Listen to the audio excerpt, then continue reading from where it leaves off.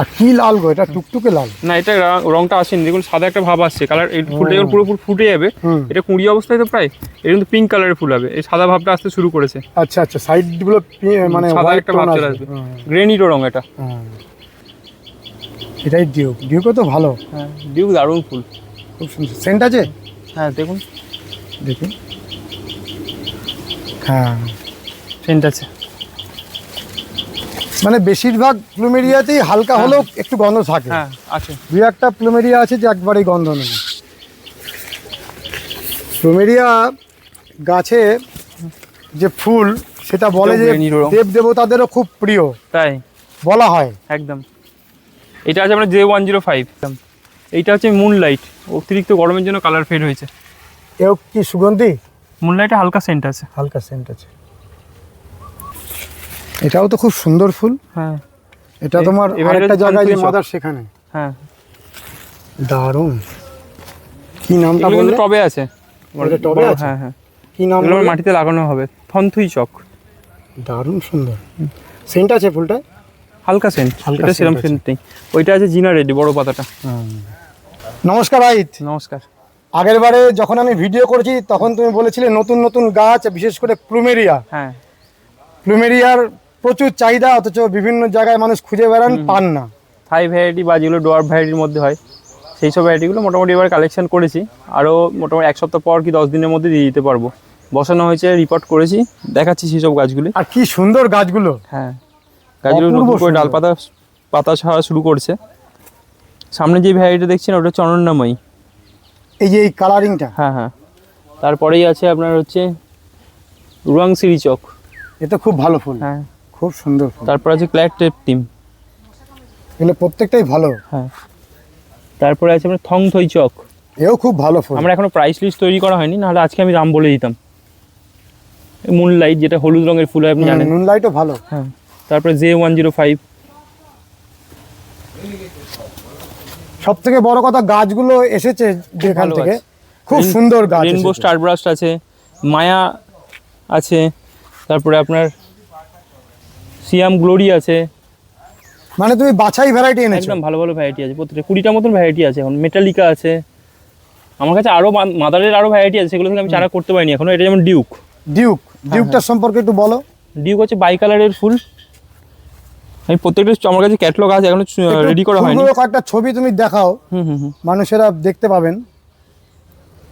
আর গাছগুলোর উচ্চতাও তো বেশ ভালো। হ্যাঁ, খুবই ভালো গাছ। কতটা উচ্চতায় আছে? J105 বলছিলাম, এটা হচ্ছে J105। তো অপূর্ব।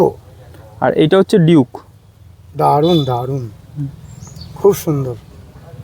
আর যেটা রেইনবো স্টারবাস্ট বললাম, এটা হচ্ছে রেইনবো স্টারবাস্ট, দারুণ সুন্দর। মেটালিকার কালারটা হচ্ছে ঠিক এরকম আছে, এটা হচ্ছে মেটালিকা। এগুলো সবই হচ্ছে আপনার ভালো ভালো ভ্যারাইটি। এদিকে আছে মুয়াংস্যাংজিয়াম। মুয়াংস্যাংজিয়ামের কালারও খুব সুন্দর, দেখিয়ে দাও। এই যে মুয়াংস্যাংজিয়াম, এটা তো আনকমন কালার। হ্যাঁ হ্যাঁ। গাছগুলোর উচ্চতা কতটা হচ্ছে? মোটামুটি 1.5 ফিট নাকি? আমি তো মোটামুটি দেখছি 2 ফুটের মধ্যে ফুল চলে আসছে। হ্যাঁ, 2 ফুটের মধ্যে ফুল চলে আসছে। হ্যাঁ, এটা হচ্ছে ইম্পেরিয়াল ক্রাউন। ইম্পেরিয়াল ক্রাউন খুব সুন্দর ফুল, এই যে ইম্পেরিয়াল ক্রাউন, দারুণ। আর সব এগুলো হচ্ছে খুব বড় ফুল, এর বৈশিষ্ট্য হচ্ছে খুব বড় ফুল। আচ্ছা, এই গাছগুলো সবই টবে করা যাবে তো? হ্যাঁ অবশ্যই। আমার মাদার গাছ আছে, হয়তো আজকে আমি দেখাতে পারবো, ফুল ফুটে আছে, দেখতে হয় আজকে ফুল ফুটে আছে কিনা। সেই সব গাছগুলি ফুল ফুটে থাকলে আমি অবশ্যই দেখাবো। আর তোমার যে মাদার গাছ আছে সেখান থেকে তো তুমি চারা তৈরি করো? হ্যাঁ হ্যাঁ, করা হয়।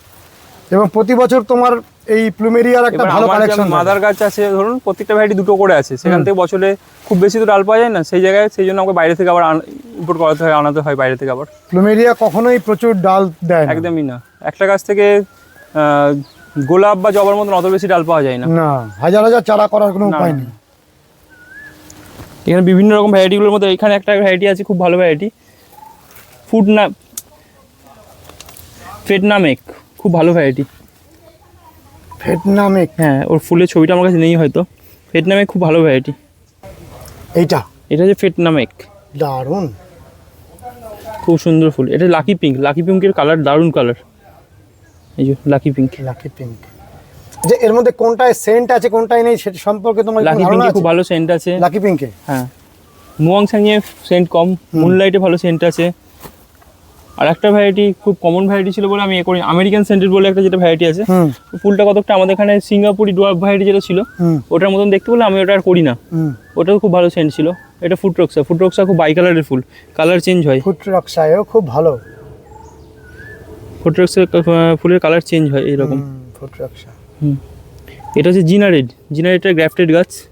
জিনারেডের পাপড়ির পাশটা না এরকম মোড়ানো মোড়ানো হয়, খুব সুন্দর কালার আর কি, উজ্জ্বল কালার একদম।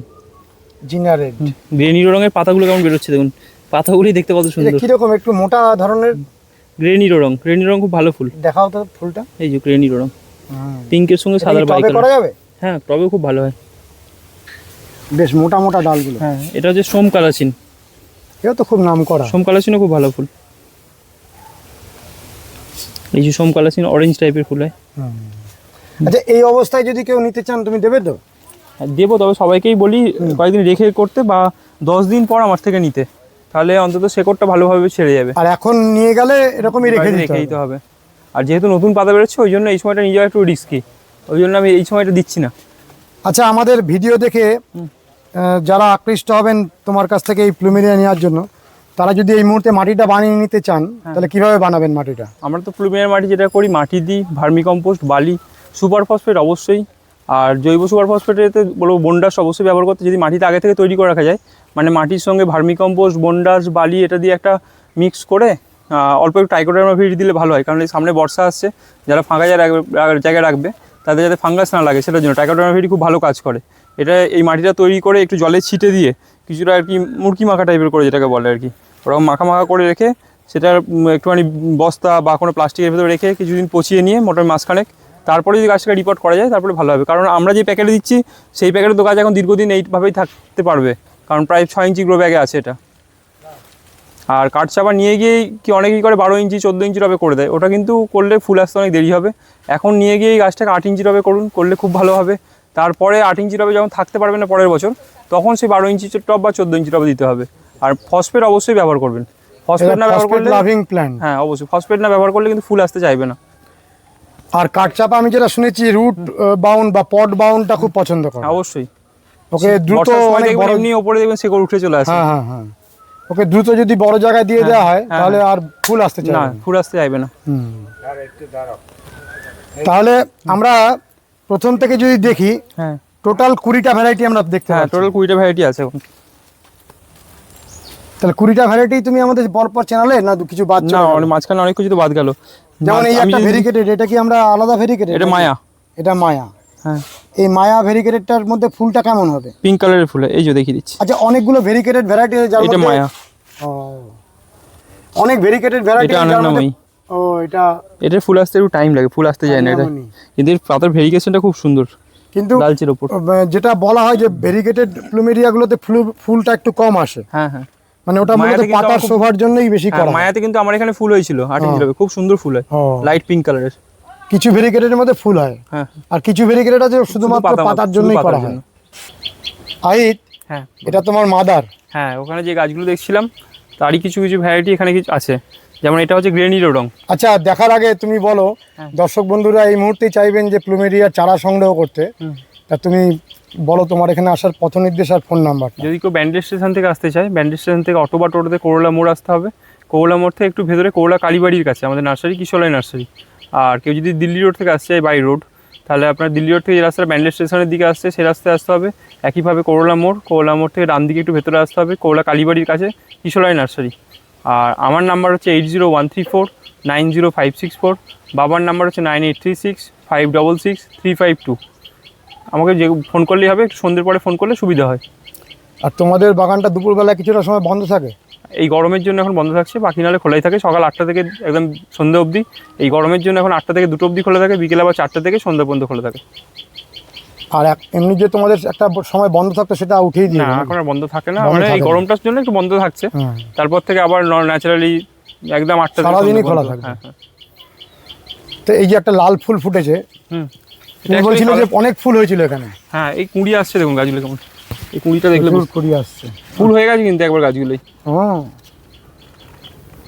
আর কি লাল গো, এটা টুকটুকে লাল। না, এটা রংটা আসেনি, দেখুন সাদা একটা ভাব আসছে, কালার এই ফুলটা যখন পুরোপুরি ফুটে যাবে, এটা কুঁড়ি অবস্থায় তো প্রায়, এটা কিন্তু পিঙ্ক কালারের ফুল হবে, এই সাদা ভাবটা আসতে শুরু করেছে। আচ্ছা আচ্ছা, সাইডগুলো মানে সাদা একটা ভাব চলে আসবে, গ্রেনিটো রং এটা।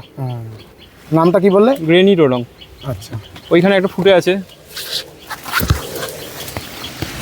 ডিউক, এটাই ডিউক, খুলে গেল, ফুলটা ছিঁড়ে ফেললাম আমি। আচ্ছা দেখাও, এটাই ডিউক। ডিউকও তো ভালো। হ্যাঁ, ডিউক দারুণ ফুল, খুব সুন্দর। সেন্ট আছে? হ্যাঁ দেখুন, দেখি, হ্যাঁ সেন্ট আছে।